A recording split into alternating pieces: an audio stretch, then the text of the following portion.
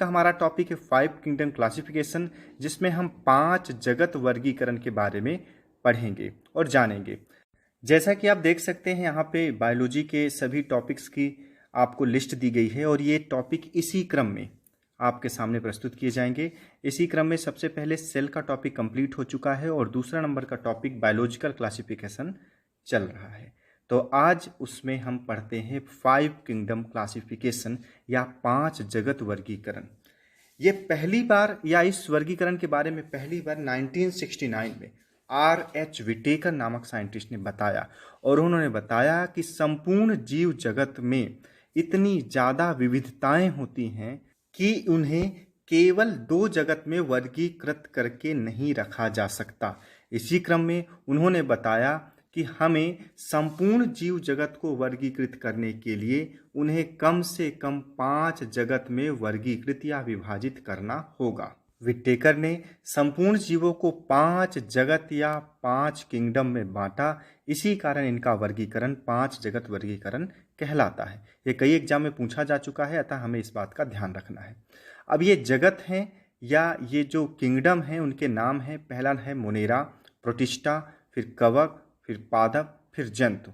तो आइए देखते हैं इन्हें बांटे जाने या इस प्रकार से अलग अलग किंगडम देने का क्या कारण है। तो सबसे पहले बात करते हैं मोनेरा। तो मोनेरा में यहाँ पे ये ध्यान दिया गया कि इसमें केवल प्रोकैरियोटिक या अविकसित कोशिका वाले जीव ही आते हैं, अर्थात मोनेरा में समस्त प्रोकैरियोटिक या अविकसित कोशिका वाले जीवों को रखा गया है। इसके बाद आने वाले सभी 4 वर्गों या किंगडम में यूकैरियोटिक या विकसित कोशिका वाले जीवों को रखा गया है। इस बात का हमको ध्यान रखना है कि प्रोकैरियोटिक के लिए केवल एक वर्ग या एक किंगडम है जिसका नाम है मोनेरा, और यूकैरियोटिक कोशिका वाले जीवों के लिए आगे आने वाले बचे हुए 4 वर्ग हैं।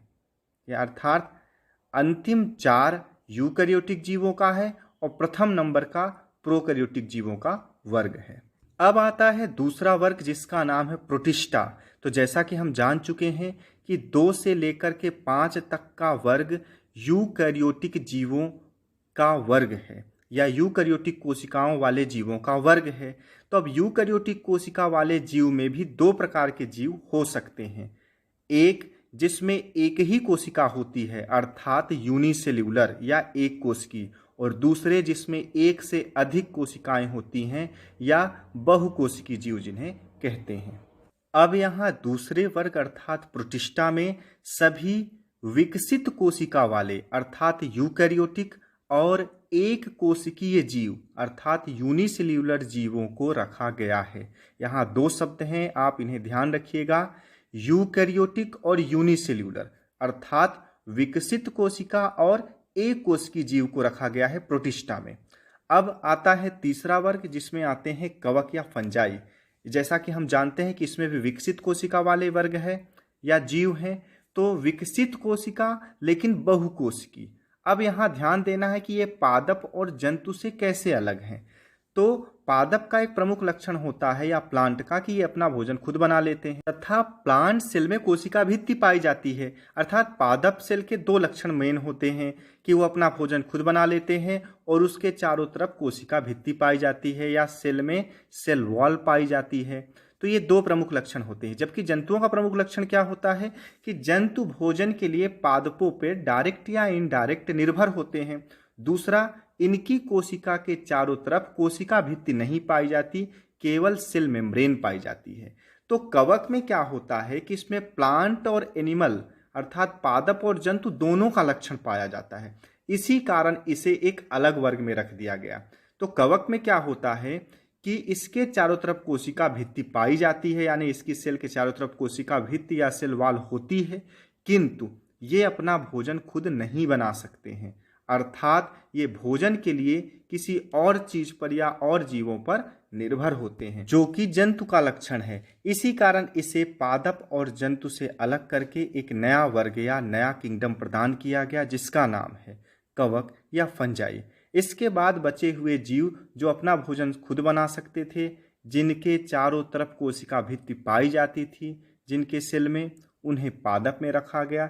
जबकि जो जीव अपना भोजन नहीं बना सकते थे और भोजन के लिए पौधों पर डायरेक्टली या इनडायरेक्टली निर्भर थे, उन्हें एनिमल में रखा गया और इनकी कोशिकाओं के चारों तरफ केवल कोशिका झिल्ली पाई जाती है। आगे के क्रम में हम इन्हीं पांचों किंगडम या जगत का एक एक करके विधिवत रूप से अध्ययन करेंगे। और यहाँ आपके सामने है पहला वर्ग या पहला किंगडम जिसका नाम है मोनेरा।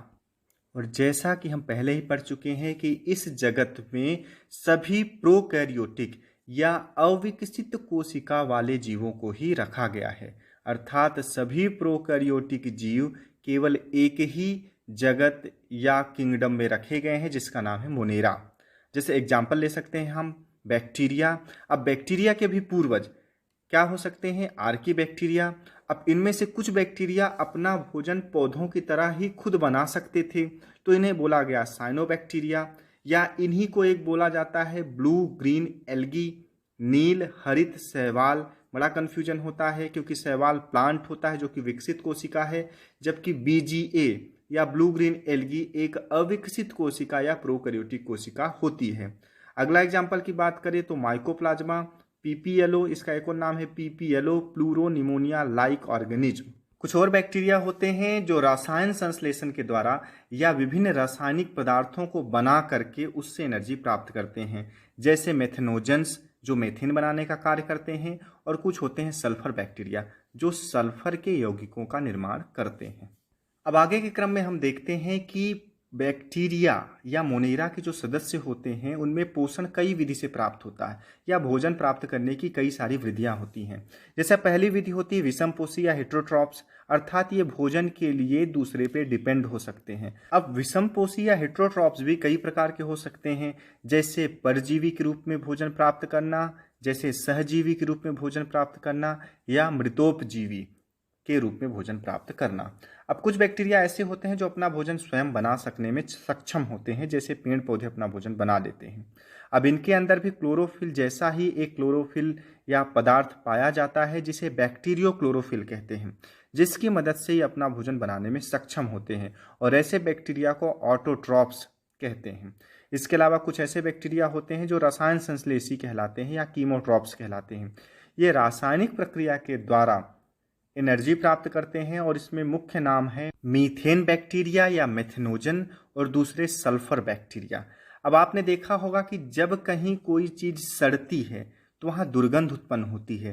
तो दुर्गंध के दो ही कारण हो सकते हैं, या तो वहाँ पे मेथेन बन रही है या अमोनिया बन रही है, या इस तरह का कुछ प्रोडक्ट बन रहा है जिसमें दुर्गंध आती है।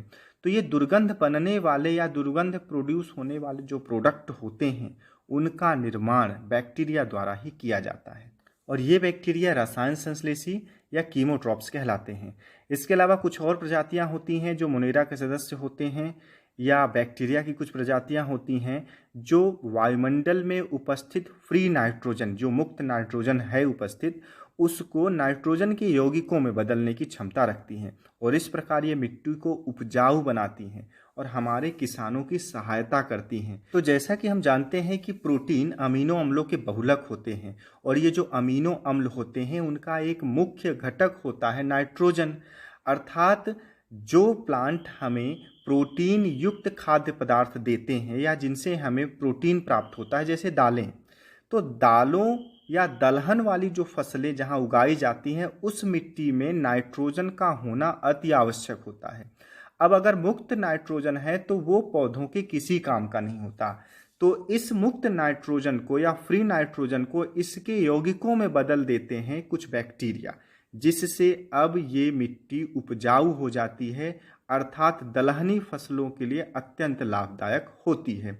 और ऐसे बैक्टीरिया को नाइट्रोजन स्थिरीकारक बैक्टीरिया या नाइट्रोजन फिक्सेशन बैक्टीरिया कहते हैं। इसके अलावा कुछ मोनेरा के जो सदस्य होते हैं वो बहुत ही विषम परिस्थितियों या ऐसी परिस्थितियां जहां कोई जीवित शायद ना रह पाए, ऐसी परिस्थितियों में जीवित रहते हैं, जैसे कि ऑक्सीजन की अनुपस्थिति में भी जीवित रह लेते हैं, लवण या साल्ट की मात्रा जहां ज़्यादा होती वहां भी जीवित रह सकते हैं, और जहाँ पे टेम्परेचर 80 डिग्री या उससे भी अधिक है उसके आसपास भी जीवित रह सकते हैं। ये हाईली एसिडिक मीडियम या अम्लीय माध्यम में भी अपने जीवन का अस्तित्व बनाए रख सकने में सक्षम होते हैं और इस प्रकार के जीवाणु को आद्य जीवाणु या आर्की बैक्टीरिया कहते हैं। ऐसा माना जाता है कि ये पृथ्वी पर आए हुए पहले या प्रथम जीव होते हैं और इन्हीं के द्वारा विकसित होकर अन्य सभी जीवों का पृथ्वी में अस्तित्व संभव हो सका है। चलिए आगे बढ़ते हैं और देखते हैं कि मोनेरा वर्ग का या मोनेरा किंगडम का सबसे इम्पोर्टेंट जो एग्जाम्पल है वो है बैक्टीरिया। तो आइए हम बैक्टीरिया के बारे में भी कुछ इम्पोर्टेंट बातें जानते हैं। तो बैक्टीरिया की खोज सबसे पहली बार 1683 में एंटोनी वॉन ल्यूवेनहॉक के द्वारा की गई। इसी कारण इन्हें जीवाणु विज्ञान का पिता या फादर ऑफ बैक्टीरियोलॉजी भी कहा जाता है। ये वही एंटोनी वॉन ल्यूवेनहॉक हैं जिन्होंने पहली बार लिविंग सेल या पहली बार एनिमल सेल की खोज की। ल्यूवेनहॉक ने बैक्टीरिया की खोज जरूर की, लेकिन नाम बैक्टीरिया या जो बैक्टीरिया टर्म है या नाम है वो 1829 में एहरनबर्ग के द्वारा दिया गया। अब इसके बाद इसी क्रम में आगे बढ़ते हैं तो एक और नाम आता है रॉबर्ट कोच का। तो इन्होंने जर्म थ्योरी ऑफ डिसीज या रोगों का जनन सिद्धांत दिया। अब ये जनन सिद्धांत या जर्म थ्योरी क्या होती है? तो इस थ्योरी के अनुसार यदि किसी जीव को कोई रोग हुआ है तो इसका मतलब है कि उसकी शरीर के अंदर या उसके बॉडी के अंदर कोई सूक्ष्म जीव प्रवेश कर गया है और इसी वजह से उसको यह रोग हुआ है। इसे ही जर्म थ्योरी ऑफ डिसीज कहते हैं। यह एक इम्पॉर्टेंट पॉइंट है और कई बार एग्जाम में पूछा जा चुका है कि जर्म थ्योरी ऑफ डिसीज किसके द्वारा दी गई। ठीक है, इसके अलावा रॉबर्ट कोच ने कॉलरा जिसको बोलते हैं हैजा और टीबी बैक्टीरिया, टीबी का अर्थ होता है क्षय रोग, या ट्यूबरकुलोसिस बैक्टीरिया के ऊपर भी कार्य किया है। अगला नाम आता है लुई पाश्चर का। तो इन्होंने रेबीज या हाइड्रोफोबिया का टीका खोजा। अब बात करते हैं रेबीज का। तो रेबीज कुत्ते के काटने से होने वाली बीमारी है और इस बीमारी में हाइड्रोफोबिया अर्थात पानी से डरने लगता है वो व्यक्ति जिसको ये बीमारी होती है। इसी कारण इसे हाइड्रोफोबिया भी नाम दिया जाता है। तो लुई पाश्चर ने रेबीज या हाइड्रोफोबिया के टीके की भी खोज की। इसके अलावा इन्होंने पाश्चुरीकरण की विधि खोजी। यह दूध को सुरक्षित रखने की एक इम्पॉर्टेंट विधि है। तो आइए जानते हैं पाश्चुरीकरण या पाश्चुराइजेशन के बारे में। तो दूध को बैक्टीरिया से अधिक समय के लिए सुरक्षित रखने के लिए उसका पाश्चुरीकरण कर दिया जाता है। अब इसकी दो विधियां होती हैं। जो मेन विधियां हैं वो दो हैं। पहला नाम है LTH या लो टेम्परेचर होल्डिंग मेथड, या इसी को हिंदी में बोलते हैं कम ताप विधि। अब इसमें क्या होता है, यहाँ पे दो चीज़ों पे ध्यान रखना है। इसमें टेम्परेचर होता है 62.8 डिग्री सेल्सियस और इसमें जो टाइम होता है वो होता है 30 मिनट। अर्थात दूध को 62.8 डिग्री सेल्सियस पर 30 मिनट तक के लिए गर्म करते हैं, फिर उसे धीरे धीरे ठंडा होने के लिए रख दिया जाता है। अच्छा, जाने अनजाने यह विधि सदियों से हम अपने घरों में यूज करते आ रहे हैं और दूध को गर्म करके उसे सुरक्षित रख देते हैं। ठीक है, चलिए आगे बढ़ते हैं। तो दूसरी विधि है HTST high temperature short time method, अर्थात उच्च ताप कम समय विधि। अब इसमें भी दो चीज़ों का ध्यान रखना है। यहाँ पे टेम्परेचर होता है 71.7 डिग्री सेल्सियस और जो ये टाइम होता है यहाँ पे होता है 15 सेकेंड। अर्थात दूध को 71.7 डिग्री सेल्सियस पर मात्र 15 सेकेंड के लिए गर्म किया जाता है और उसे अचानक से ठंडा कर दिया जाता है। एक बात यहाँ पे ध्यान रखनी है कि पहली वाली विधि में दूध को धीरे धीरे ठंडा किया जाता था, जबकि इस विधि में दूध को अचानक से ठंडा किया जाता है। अब उपरोक्त दोनों विधियों के कारण बैक्टीरिया मर जाते हैं और दूध कुछ समय के लिए सुरक्षित हो जाता है और यह विधि ही कहलाती है पाश्चुरीकरण। अब जो सेकंड वाली विधि है या HTST high temperature short time method है, वो जनरली इंडस्ट्रियल मेथड है, या इसी विधि से इंडस्ट्रियों में दूध को अधिक दिनों तक के लिए, या जो पैकेट बंद दूध होते हैं उनको अधिक दिनों के लिए सुरक्षित रखा जाता है। अब पुनः हम बैक्टीरिया के टॉपिक में आते हैं और बात करते हैं जीवाणुओं के प्रकार की। तो आकृति के आधार पर निम्न प्रकार के जीवाणु होते हैं, या मुख्यतः 3 प्रकार के जीवाणु होते हैं। पहला होता है क्षणाकार, या जो क्षण के आकार के होते हैं। इनका एक और नाम है बैसिलस या रॉड शेप्ड। जैसे कि आप इस फिगर में देख सकते हैं, और इनका एग्जाम्पल है लैक्टोबैसिलस। ये वही लैक्टोबैसिलस है जो दूध को दही बना देता है या दूध को दही में परिवर्तित कर देता है। अब दूसरा प्रकार हो सकता है गोलाकार, या जो स्फेरिकल होते हैं, गोलाकार होते हैं। इनको एक और नाम है कॉकस या कॉकी। इनका एग्जाम्पल अगर की बात करें तो स्ट्रेप्टोकाकस निमोनी। अब स्ट्रेप्टोकाकस निमोनी वही बैक्टीरिया है जिसके द्वारा निमोनिया नामक डिसीज होती है। अगला प्रकार है विब्रियो या कॉमा शेप्ड।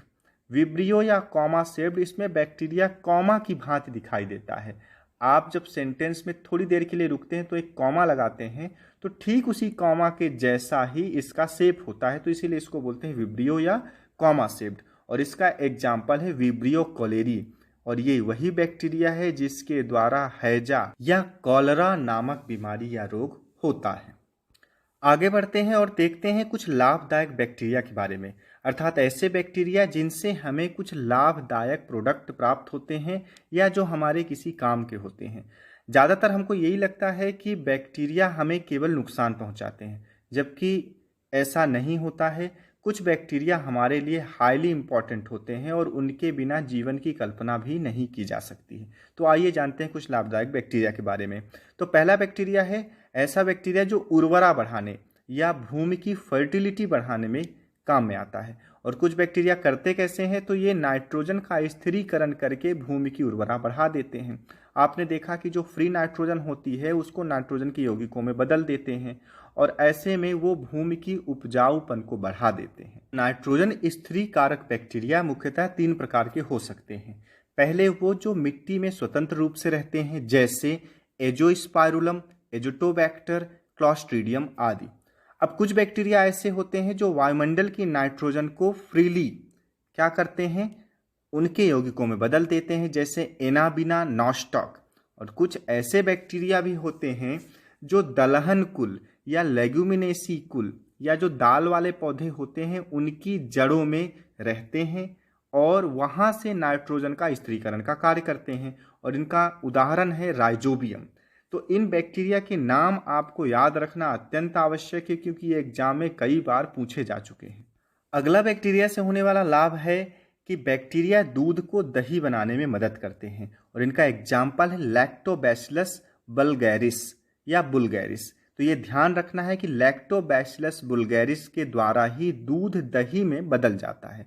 इसके अलावा अगला लाभ है ये सिरका इंडस्ट्री या विनेगर बनाने में भी काम में आते हैं, और इसका एग्जाम्पल है एसिटोबैक्टर एसिटाई। इसके अलावा कुछ लाभदायक बैक्टीरिया का अगला बैक्टीरिया है, कुछ बैक्टीरिया चाय बनाने में काम में आते हैं, अर्थात ये बैक्टीरिया जब उपस्थित होते हैं तभी चाय का टेस्ट बढ़ता है या उनकी पत्तियों में रंग उतरता है, तो इसे ही चाय बनाना कहते हैं। और इसमें मुख्य रूप से बैक्टीरिया का नाम आता है लैक्टोबैसिलस, तो इस बात का भी हमको ध्यान रखना है। बैक्टीरिया का अगला यूज है जो तंबाकू उद्योग में होता है, और ये बैक्टीरिया है एसिनिटोबैक्टर बैसिलस। ये तंबाकू की पत्तियों में उसका स्वाद बढ़ाने के लिए यूज किए जाते हैं। अगला बैक्टीरिया है जो चमड़ा उद्योग में या चमड़े की टैनिंग करने में यूज आता है। अब टैनिंग क्या होती है, तो चमड़े की टैनिंग का अर्थ होता है चमड़े से गंदगी या बाल आदि हटाने की जो घटना होती है उसे ही चमड़े की टैनिंग कहते हैं, और इससे चमड़ा मजबूत हो जाता है और शाइनिंग वाला हो जाता है। तो इस प्रक्रिया में कुछ बैक्टीरिया काम में आते हैं, जैसे बैसिलस सबटाइटिलिस, एस्परजिलस पैरासिस्टिकस। ये कुछ बैक्टीरिया के नाम हैं जो चमड़ा उद्योग में काम में आते हैं। अगला काम है इसका जूट, पटसन, सन या जितने भी रेशे वाले पौधे होते हैं उनसे रेशे अलग करने में कुछ बैक्टीरिया योगदान देते हैं, जैसे एक्रोमोबैक्टर पार्वुलस और क्लॉस्ट्रीडियम सैप्रोजेंस। ये रेशा पृथक करने में सहायक होते हैं। ये क्या करते हैं कि पेड़ से जिस माध्यम से या जिस प्रोडक्ट से रेशे चिपके होते हैं उस प्रोडक्ट को या उस पदार्थ को घोल देते हैं, और इस प्रकार रेशे इजीली निकल जाते हैं। अगला यूज है औषधि के रूप में। तो कई प्रकार के जो प्रतिजैविक या एंटीबायोटिक होते हैं वो जीवाणुओं से प्राप्त होते हैं, जैसे स्ट्रेप्टोमाइसिन, ये एंटीबायोटिक है और ये प्राप्त होते हैं स्ट्रेप्टोमाइसिस ग्रीसियस से, जो कि बैक्टीरिया है। चलिए इसी क्रम में आगे बढ़ते हैं और एक नोट के माध्यम से बैक्टीरिया में होने वाली एक अति इम्पॉर्टेंट प्रक्रिया के बारे में जानते हैं और इस प्रक्रिया का नाम है जीव द्रव कुंचन या प्लाज्मोलाइसिस। तो इस प्रक्रिया में क्या होता है कि जब किसी जीवाणु को नमक या शक्कर के अतिपराशरी घोल में, अतिपराशरी का घोल होता है कि जिसमें नमक या शक्कर ज़्यादा मात्रा में घुली हो, तो ऐसे घोल में जब रखा जाता है तो उस बैक्टीरिया की कोशिका झिल्ली या सेल मेम्ब्रेन फट जाती है और संपूर्ण जीव द्रव बाहर आ जाता है, जिससे उस बैक्टीरिया की मृत्यु हो जाती है। और इस प्रकार की प्रक्रिया ही जीव द्रव कुंचन या प्लाज्मोलाइसिस कहलाती है। यही कारण है कि अचार और मुरब्बा कई दिनों तक सुरक्षित रहता है, क्योंकि अचार में हम जानते हैं कि हम अधिक मात्रा में नमक का यूज करते हैं, अर्थात यहाँ पर नमक का अतिपराशरी घोल बन जाता है और जिससे बैक्टीरिया मर जाता है। और जबकि मुरब्बा में हम चाशनी का यूज करते हैं जिसमें शुगर या शक्कर की अधिक मात्रा यूज होती है और इसमें भी जीवद्रव कुंचन के कारण बैक्टीरिया की मृत्यु हो जाती है, जिस कारण वो अचार और मुरब्बा को सड़ा नहीं पाते हैं और ये अधिक दिनों के लिए सुरक्षित हो जाते हैं। आज के लेक्चर में इतना ही। बहुत बहुत धन्यवाद। जुड़े रहिए और इसी प्रकार की ज्ञानवर्धक वीडियो से लाभ उठाइए। बहुत बहुत धन्यवाद।